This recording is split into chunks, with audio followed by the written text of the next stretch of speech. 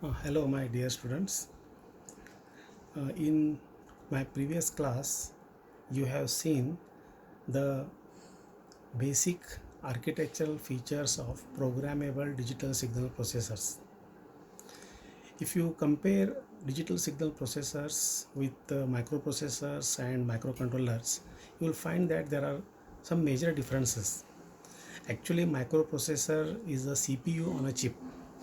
It just contains ALU, some general purpose registers, timing and control unit, that's all.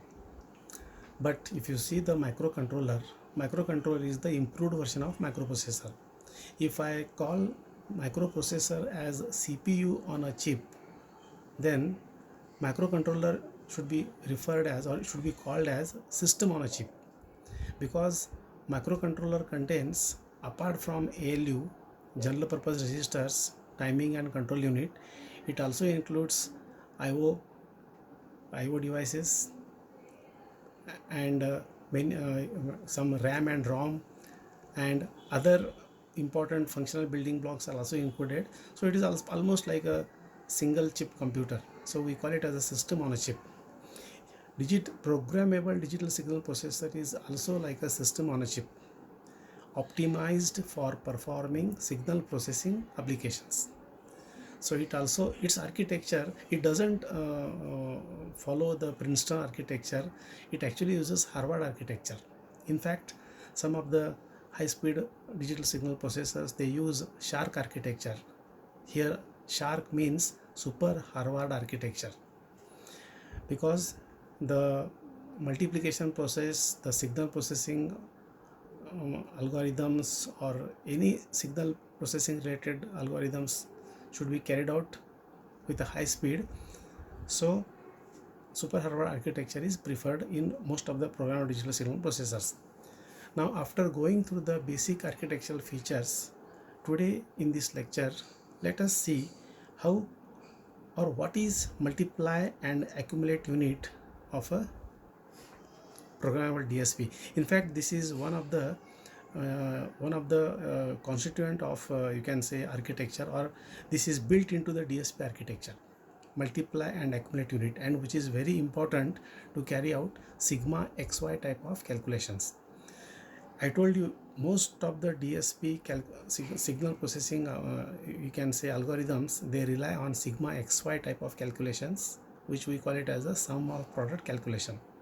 So when we are carrying out any calculations of the types, let us say sigma xy, so it is necessary that we multiply the two variables x and y and we accumulate the sum. This sum can be accumulated, say from say I is equal to, let us say 0 to say n minus 1, or let us say, and it depends upon the application. Now to incorporate this type of calculations into the DSP architecture, the architecture includes a very important unit called as a MAC unit, multiply and accumulate unit, which is shown here. Now this unit, as you see, consists of multiplier, a product register, there is a add and subtract unit, and there is the accumulator. All these are interconnected as shown. So this is the very basic, you can say, block diagram of a multiply and accumulate unit, which is called as a MAC unit.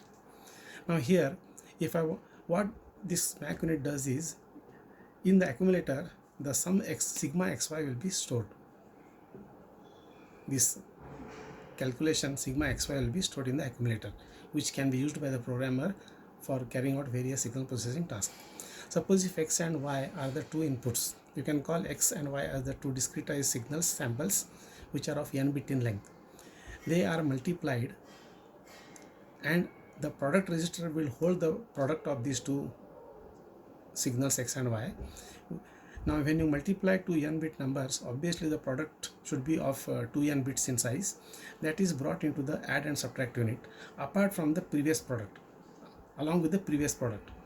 So previous product and the present product will be added or subtracted depending upon whatever calculation you are performing, and the output of this add subtract unit, which is a 2n bit result, it will be stored in the accumulator. So this is the basic function of a multiply and accumulate unit. It has to carry out sigma xy type of calculations. Now, one important thing that we should remember about this MAC unit is, although addition and multiplication are two different operations, they can be performed in parallel, and that is possible because of the digital signal processing architecture. By the time the multiplier is computing the product, the accumulator can accumulate the product of the previous multiplication. Thus, if capital N products are to be accumulated, n minus 1 multiplications can overlap with n minus 1 additions.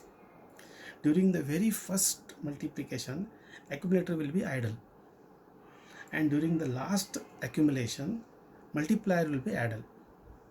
Thus, you can say that capital N plus 1 clock cycles, I just write here, we need n plus 1 clock cycles are required to compute the sum of n products.